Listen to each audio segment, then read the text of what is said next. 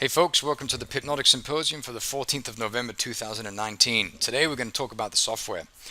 First of all, I want to underline that we have two pieces of software. We have the supply and demand software, which is a custom indicator, and we have pools, which is an expert advisor. Okay, I have pools running over here, and I have the expert advisor pools running here, and I have the custom indicator supply and demand software running over here. Do not put them on the same chart because this causes problems, because pools is managing its rectangles and the supply and demand software is managing its rectangles, and this can create a little bit of conflict. So try and keep them separate, okay? At some stage I'll make it so they can be on the same chart, but it's kind of pointless because if you have pools on top of this chart, then you won't see where pools wants to trade. So it's just a nice way to be able to differentiate between the code that's executing trades and the code that's showing you where trades could be. Okay, so this is discretionary software and this is automation. Okay, that's the difference between supply and demand software and pools. Okay, the supply and demand software has received a lot of attention. Everything has been rewritten. The core has been completely replaced and optimized and refined, and this is running in the new release. Okay,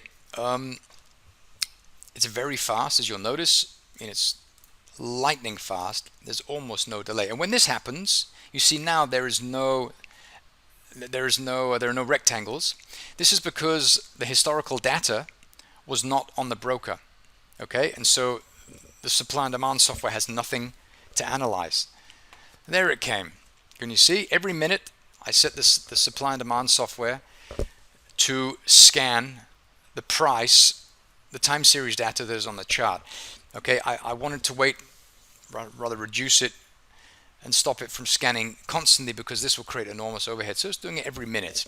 Okay, you can either wait 1 minute or you can change the time frame like that. So if you go like this, go to another time frame and then back, then everything's hunky-dory. Can you see? See that it didn't have data. I go to the half an hour, back to the 15, it's there. Okay, so that's what we have there. That's probably what you're experiencing sometimes when you think actually that rectangle wasn't there, or maybe these aren't at the edge of the chart. It's because there's no data. Rather, there was no data available on the chart when it was loaded and the Pipnotic supply and demand software ran through and scanned it. Okay, I also rewrote the rectangle drawing tool. Have this one, we have this one. You can see here, and this works really well. One thing you want to avoid is drawing two of these at the same time. So doing, if I can do it like one here and then one here, I didn't do it fast enough. Because what happens is, like you saw there, if they happen close to the same time, the software thinks that they're the same object and then it manages them the same way. Okay, so you have to avoid doing that. So just be a little bit patient. Okay, put one on the chart. Put one on the chart, refresh it, put the next one on the chart, refresh it, and then do it like that. Because if you put two on at the same time, it just confuses the software because it's creating unique identifiers for each visual object. Here, this one ends with 4006, and this one ends with 26,054. So these are two separate entities, and the software manages them as two separate visual objects. And so just try to remind that. Just kind of slow things down so the software doesn't get confused.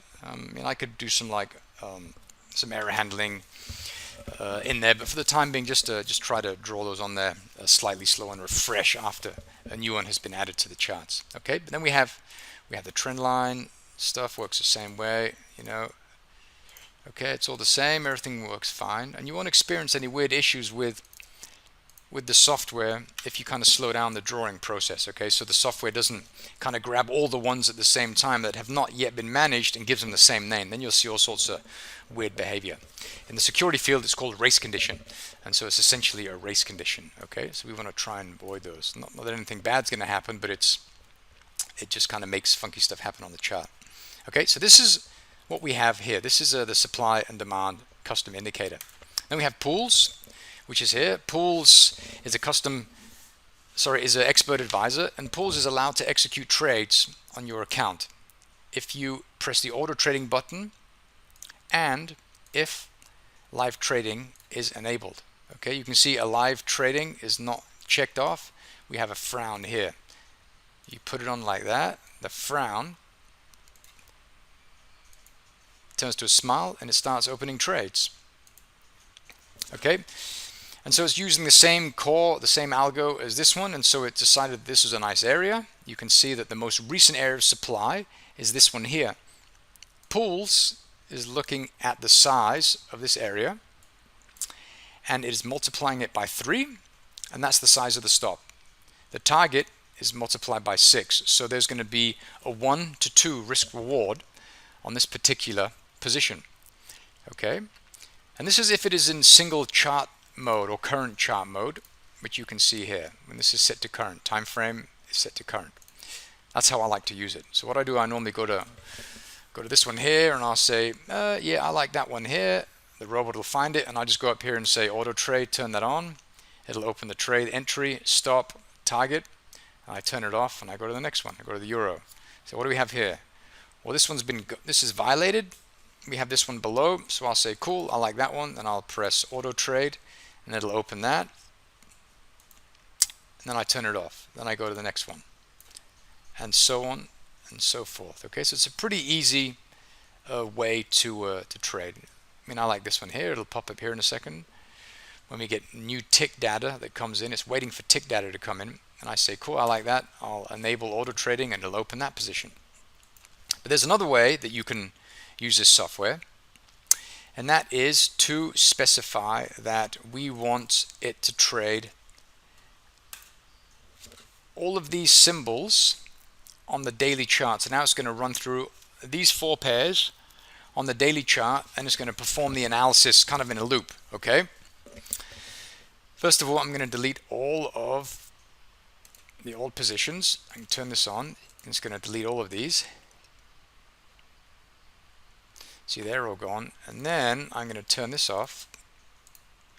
Let's say I want it to trade 2 positions per symbol. So we're going to have 2 times 1, 2, 3, 4, 8. So this is going to result in 8 positions being opened here. Let's wait for them to come here. 1, 2, 3, 4, 5, 6, 7, 8. Okay, so now open those 8 positions that we just saw. We have a look at those. It wants to buy down here in that nice area of demand. The Aussie wants to sell up here. The American dollar, Japanese yen, it wants to buy there. And the American dollar, Canadian dollar, it wants to buy just here. Okay. Okay. And so it's calculating the correct number of these. Okay. It doesn't miscount. It's written in a way that it can't miscount. But if you have, let's say, 5 charts open, and you have an instance of the robot running on one and another instance running on the other, and they're 2 different versions, I mean, stuff's going to go crazy, and it's going to do all sorts of weird stuff. I can't do anything about that. You have to just remove all of them except for one instance. Okay, this is the easiest thing to do. So just make sure that you only have one instance running, and this should solve all of your problems. And you'll experience that a lot of these issues that you may be experiencing will disappear. I've been helping a few guys with their pool setups and their supply and demand setups, and I experience more times than not that there are multiple instances of the supply and demand software, often in varying versions, as well as pools running on these terminals, and this results in conflict, which is why I introduced in pools kind of an alert that removes additional instances of pools, because it just creates problems. So just make sure that you only have one instance of the supply and demand software per chart and one instance of pools on the same chart. Okay, cool. Well, that's pretty much it. I will leave it at that, but if you have any questions about this, please let me know. And one final thing, you might have noticed that there's this really cool thing going on here. I can drag this one over to here, and this is updated, and I can go to the 4 hour, and this goes to the 4 hour, and I can zoom in, and this also zooms in as well. Okay, that's a pretty cool feature that I've added, and the utility is called the Pipnotic symbol changer. Actually, it's not called the symbol changer anymore. It's called the Pipnotic chart sync, and the chart sync indicator does that.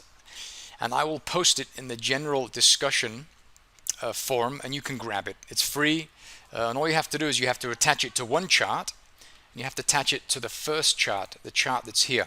Okay, if you attach it to this chart here, it's going to look at all of these other charts and it's going to change a lot of the parameters or the attributes of this chart, so the other charts to match the first chart. Okay, and I'll put that in this so you guys can use it, and it just makes doing this very nice.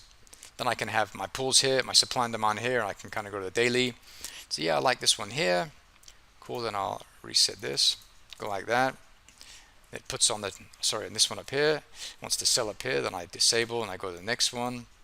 And then if I say, oh, I don't like that, I go to small time frame and wait for something I like. I like this, I want to sell. So I can say, great, sell there. And you can see it just speeds up the whole process a lot. Sorry, I forgot to press the wrong one. There we are. I go auto trade and it'll sell just up here. Okay, so it's a pretty interesting utility and very helpful. So grab that if you think it'll help. And that's all I have to say. I hope this makes sense. If you have any questions, post them in the forum. And thank you very much for your attention.